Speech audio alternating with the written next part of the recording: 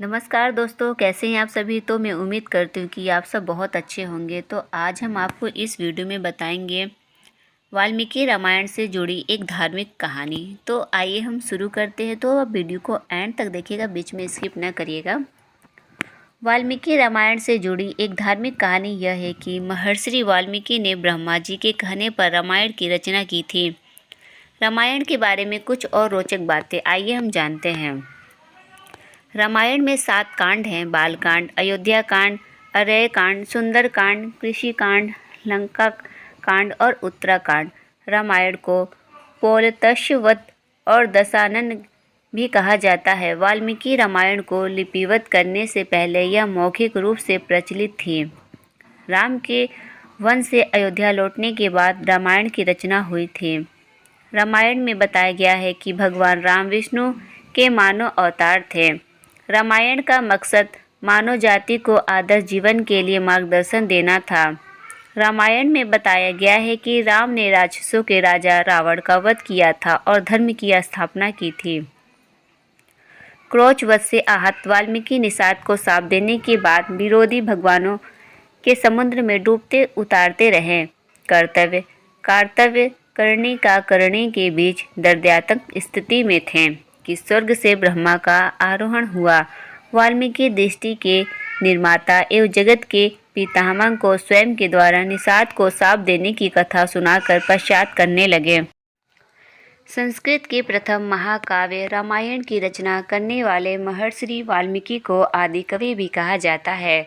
वाल्मीकि जी के आरंभ काल की कथा बड़ी रोचक है। महर्षि वाल्मीकि का पहले का नाम रत्नाकर था। मान्यता है कि इनका जन्म एक ब्राह्मण परिवार में हुआ था, किंतु डाकुओं के संग में रहने के कारण ये लूटपाट और हत्याएं करने लगे और यही इनकी आजीविका का साधन हो गया।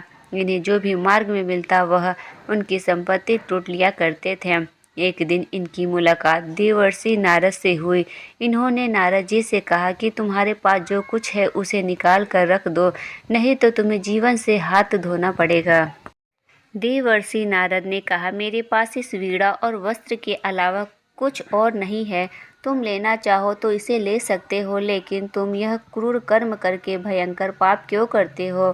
देवर्षि की कोमल वाणी सुनकर वाल्मीकि का कठोर हृदय कुछ द्रवित हुआ। इन्होंने कहा, भगवान, मेरी आजीविका का यही साधन है और इससे ही मैं अपने परिवार का भरण पोषण करता हूँ। देवर्षि बोले, तुम अपने परिवार वाले से जाकर पूछो कि वह तुम्हारे द्वारा केवल भ्रमण पोषण के अधिकारी हैं या फिर तुम्हारे पाप कर्मों में भी हिस्सा बटाएंगे।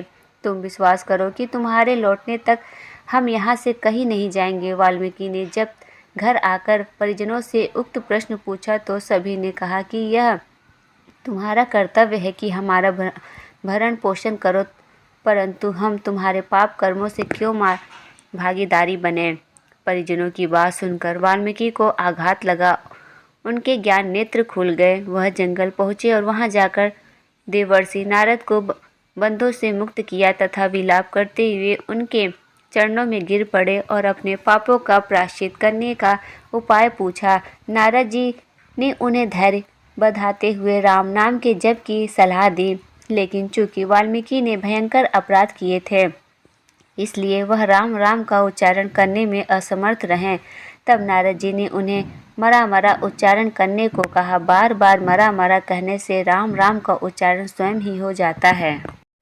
नारद जी का आदेश पाकर वाल्मीकि का नाम जप में लीन हो गए। हजारों वर्षों तक नाम जप की प्रबल निष्ठा से उनके संपूर्ण पापों को धो दिया। उनके शरीर पर दीपकों से बाबी बना दिया। दीपकों के घर को वाल्मीकि कहते हैं।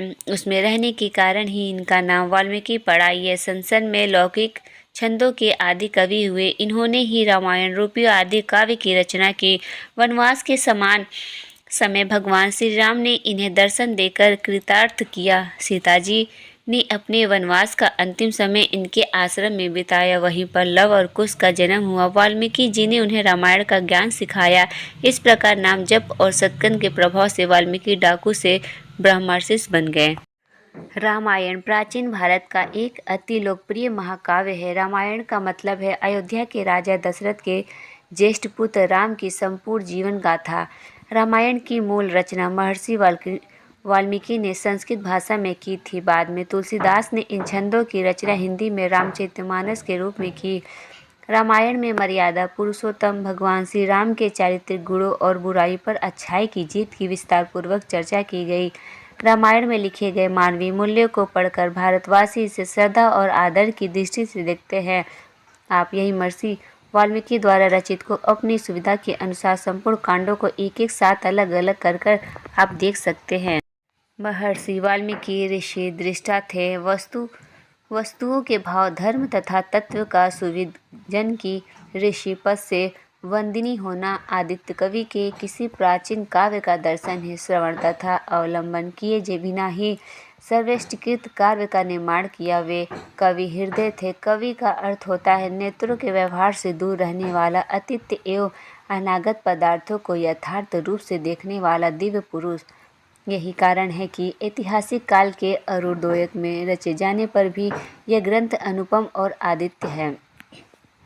लौकिक संस्कृत में श्लोक रचना का सर्वप्रथम श्रेय वाल्मीकि जी को ही प्राप्त है। यह ग्रंथ प्राचीन काल से ही भारत साहित्य कोश को अवलोकित करता आ रहा है। यह हिंदू धर्म का सबसे पवित्र धर्म ग्रंथ माना जाता है। भारत के अधिकांश मंदिरों में सुबह और शाम रामायण की चौपाइयाँ पढ़े ही भक्ति भाव से की जाती है। प्रसिद्ध का पता है कि बाद में पता चलता है कि पूरे भारतवर्ष में रामलीला का मंचन लाल में विभिन्न अवसरों पर अलग अलग रूपों में किया जाता है। रामलीला का भय मंचन भारत के अलावा विदेशों में भी किया जाता है। प्रसिद्ध कथावाचक मोरारी बापू बड़े रोचक अंदाज में राम कथा के दृष्टांतों का वर्णन करते हैं, जिसे दुनिया भर में करोड़ों लोग प्रतिदिन श्रद्धा और भक्तिवाद के साथ देखते हैं। इस प्रकार ब्रह्मा जी के कहने पर महर्षि वाल्मीकि ने रामायण महाकाव्य की रचना की। राम के त्यागने के बाद वाल्मीकि आश्रम में रही थी माता सीता। ये माना जाता है कि जब प्रभु श्री राम ने माता सीता का त्याग कर दिया था, तब माता सीता कई सालों तक महर्षि वाल्मीकि के आश्रम में ही रहती थी। यहीं पर उन्होंने लव और कुश को जन्म दिया।